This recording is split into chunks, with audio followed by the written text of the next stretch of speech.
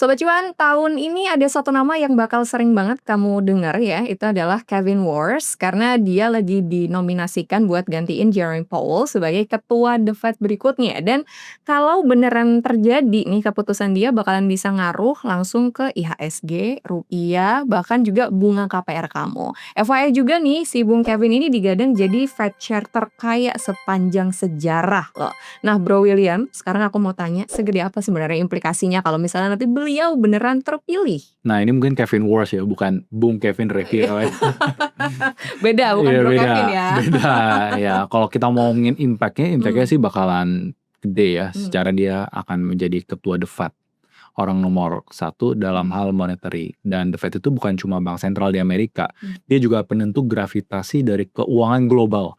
Kenapa? Karena setiap keputusan yang keluar dari Amerika, efeknya pasti bakalan kerasa sampai ke pasar keuangan yang ada di Indonesia. Nah, dalam hal ini adalah nilai tukar rupiah, setelah itu suku bunga global, dan bahkan impactnya akan ke bunga KPR. Dan secara historis, kalau kalian ingat ya, setiap kali Jerome Powell bikin press conference dan bilang, good morning, Yes. itu rasanya satu dunia tuh langsung deg-degan. Jadi ini bukan cuma urusan mereka aja, tapi ada impactnya ke kita juga. Oke, berarti emang serem banget ya Bro William. Bisa ceritain dulu gak sih, tapi sebenarnya kalau Jeremy Powell, sosok yang kita kenal dengan signature good morning-nya tadi, itu kenapa kok pergantiannya beliau ke kandidat berikutnya itu jadi isu besar sampai kayak gini? Jadi mungkin kalau kita bahas sedikit tentang history dari Jerome Powell ya. Jadi dia udah jadi ketua The Fed itu sejak 2018. Dan dia dipilih oleh pemerintah AS dan terus kepilih lagi di periode berikutnya. Nah, di era Jerome Powell, The Fed nih berhasil meredam terpaan pandemi COVID-19 dengan kebijakan ya stimulus yang masif ya. Lalu di era dia juga, dia ini sempat balik badan buat naikin suku bunga. Dan secara historis merupakan kenaikan suku bunga tercepat dalam sejarah modern. Nah, tujuannya buat apa? Yaitu untuk meredam inflasi. Nah, tapi hubungannya sama pemerintah AS ini juga jadi sangat tegang ya saat ini ya. Yaitu sejak pemilihan presiden baru US, ya kan, di Amerika Serikat, terpilihlah Mr. T. Nah, itu ya. Jadi ada tekanan yang besar juga nih dari Washington ya untuk memangkas suku bunga untuk jadi yang lebih agresif lagi. Nah, sementara itu ya, Powell juga tetap pegang prinsipnya nih, yaitu sesuai dengan data atau data driven. Dan situasi ini makin memanas sampai muncul investigasi DOJ atau Department of Justice soal renovasi gedung.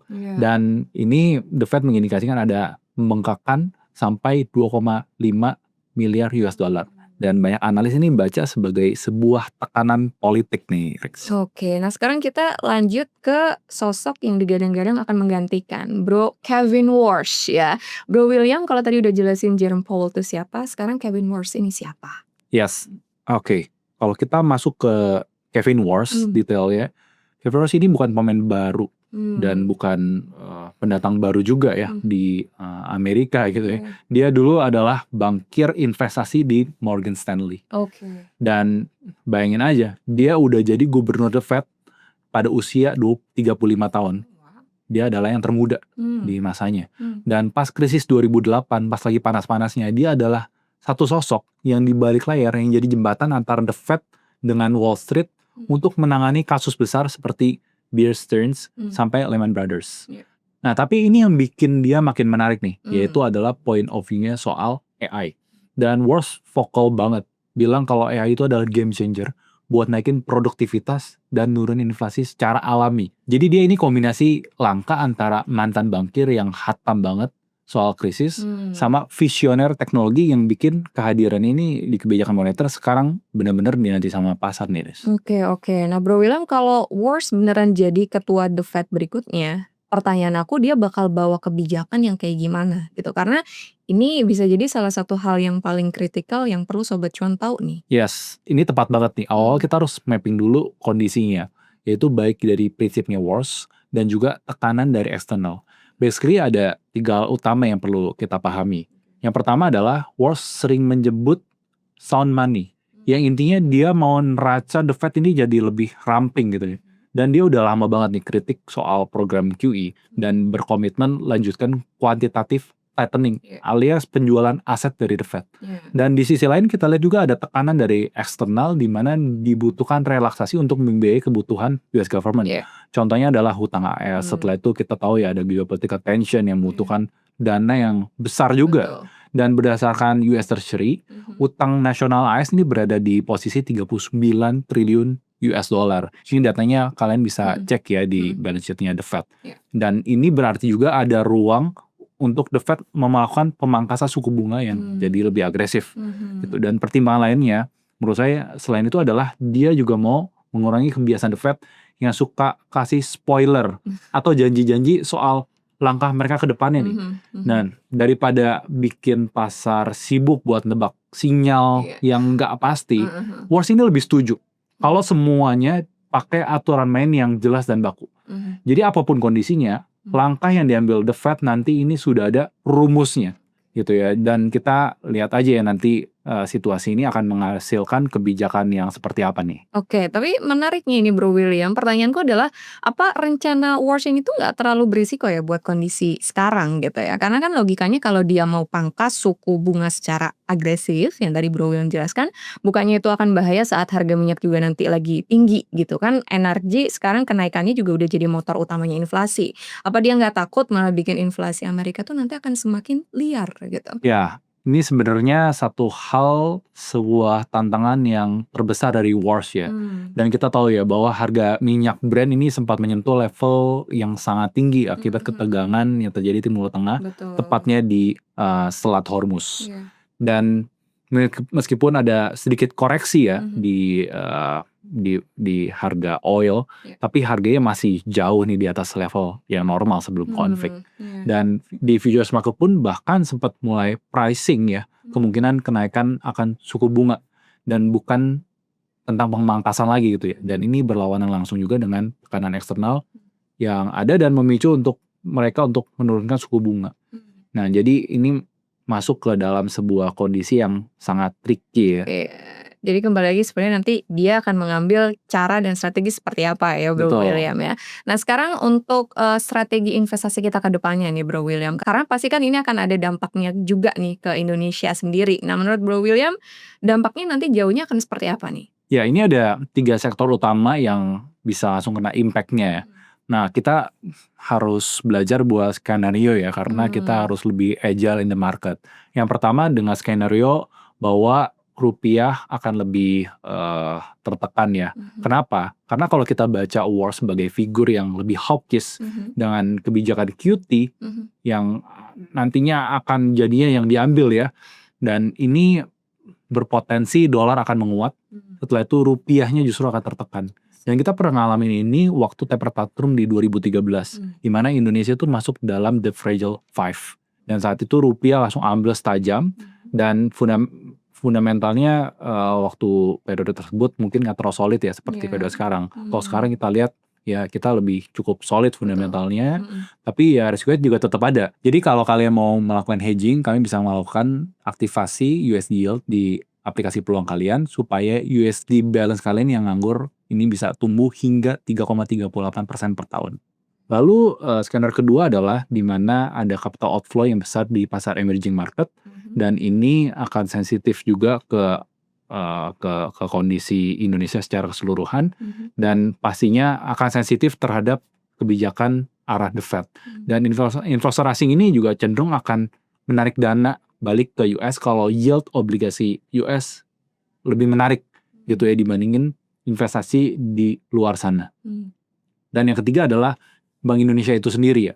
BI sendiri udah menyampaikan sinyal bahwa fokus kebijakan itu mulai bergeser ke pro-stability, yang artinya ruang untuk memangkas suku bunga bakal makin sempit selama ketidakpastian global ini belum mereda juga.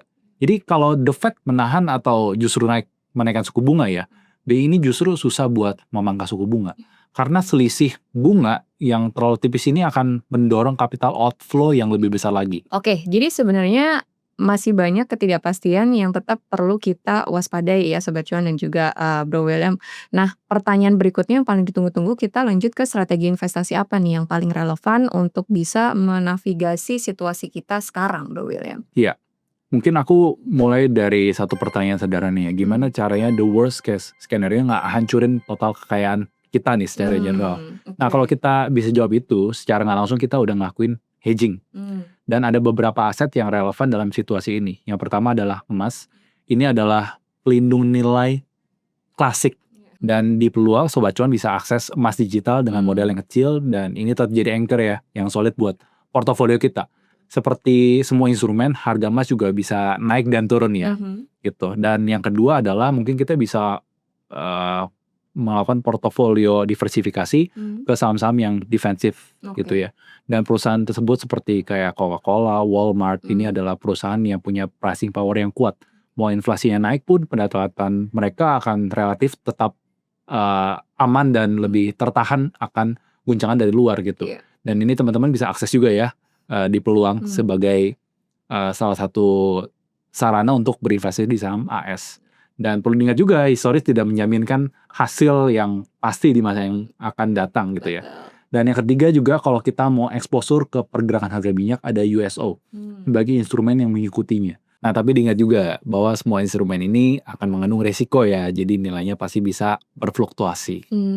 Oke, nah kalau dari sisi saham Indonesia sendiri Bro William, karena aku juga udah dengar kalau di peluang sekarang kita udah bisa akses saham Indonesia nih, karena Sobat Cuan juga pasti ada juga kan yang prefer main di pasar lokal. Kira-kira sektor apa aja yang bisa diperhatikan? Ya, pasti ada dong ya untuk di pasar lokal. Salah satu instrumen yang paling menarik, tadi kan kita juga bahas tentang komoditas, which is Indonesia adalah surganya komoditi, apa aja ada di Indonesia gitu kan.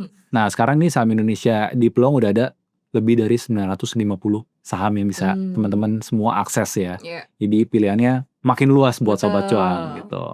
Dan sekarang kalau kita ngomongin konteks ketidakpastian dari The Fed ya, ada dua sektor sih yang bisa kita cermati untuk bahan kita sama-sama riset. Yang pertama ada sektor perbankan, dan pastinya adalah bank-bank besar seperti yang kita sering gadang-gadang ya, seperti BCA, setelah itu BRI, Mandiri, BRC ini punya fundamental yang solid dan profilnya juga cukup tahan ya di berbagai skenario suku bunga gitu. Dan ini analisis sektoralnya dan bukan rekomendasi untuk beli atau jual sahamnya. Lalu yang kedua adalah sektor komoditi. Seperti yang tadi saya bilang juga sebelumnya bahwa Indonesia adalah sudah komoditi sebagai eksportir, dan kita sebagai eksportir besar yaitu batu bara pastinya akan cukup diuntungkan. Dan seperti contohnya adalah ADI, setelah itu ada Bumi, setelah itu yang saya ingat juga ada GEMS juga ya. Dan nikel itu contohnya adalah Inco, itu sektor komoditas yang krusial juga ya di masa sekarang. Lalu ada sektor CPO juga seperti ALI, ada LSIT, DSMG yang kalau teman-teman mau disimplifikasi ke sektor tersebut gitu ya. Karena kalau harga komoditas global ini tetap naik atau elevate karena ketegangan geopolitikal, emiten-emiten di sektor ini bisa jadi natural hedge buat portofolio teman-teman semua. Tapi tetap sesuaikan dengan profil kalian masing-masing. Oke, dan kalau kondisi membaik, suku bunga akhirnya berarti turun dong?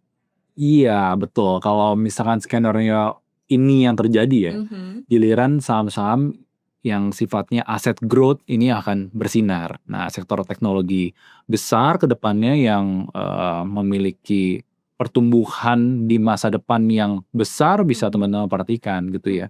Dan sektor-sektor seperti data center, teknologi, contohnya DCI, lalu MLPT dan kayak DSSA, atau bahkan Bitcoin ya, sekarang berada di level yang pasca halving yang juga cukup menarik ya. Dan dengan adanya kejelasan regulasi yaitu lewat Clarity Act di US. Nah, tapi disclaimer on juga ya, karena Bitcoin dan aset kripto ini punya risiko volatilitas yang sangat besar dan bukan aset yang cocok buat semua profil investor. Jadi intinya adalah ketidakpastian seperti sekarang ini bukan musuh investor ya. Jadi ini adalah peluang buat kita yang sabar dan punya peta jalan yang lebih jelas akan mengarah dan berinvestasi ke arah yang mana. Oke, siap Bro William. Berarti jadi intinya apa yang terjadi di The Fed memang faktanya akan bisa berdampak langsung ke portofolio kita ya. Berbagai strategi tadi sudah dijelaskan sama Bro William. Yang penting kita harus tahu mekanismenya dan tahu cara positioning yang tepat itu seperti apa. Tentunya juga disesuaikan dengan profil resiko investasi masing-masing ya. Nah, buat Sobat Cuan yang mungkin belum mulai atau lagi mau diversifikasi ke pasar lokal seperti di saham Indonesia, perlu diketahui kalau sekarang di peluang peluang kamu udah bisa mulai investasi saham Indonesia dengan 0% biaya transaksi.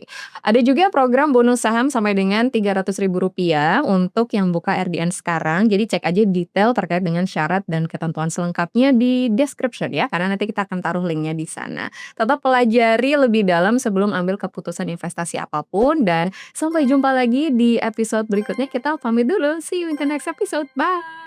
Bye-bye.